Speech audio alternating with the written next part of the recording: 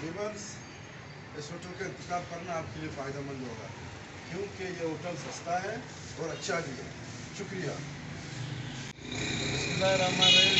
कैसे YouTube channel पे नाज़रीन और मेरा सब्सक्राइबर, यहाँ पे जो ये होटल है, ये होटल बहुत सस्ता होटल है। इसका सिंगल रूम मिलता है आपको 600 रुपये में रात का। डबल रूम जो आपको मिलते हैं 800 रुपये में। कैमरे में इसको बताऊँ,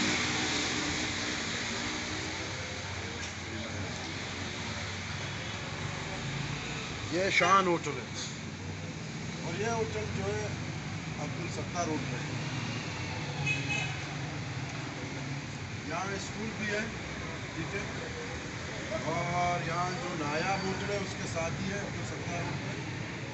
और यहाँ पे जो स्कूल है बच्चों का पढ़ाई के लिए स्कूल भी है। यहाँ पे आप लोग इस जगह का इंतखाब करें, ये बहुत अच्छा होटल है, सस्ता आपको पड़ेगी। यहाँ कमरे भी इसके साथ होते हैं। इसी उम्मीद के साथ हमारे चैनल को ज़रूर सब्सक्राइब करें। शुक्रिया, थैंक यू वेरी मच।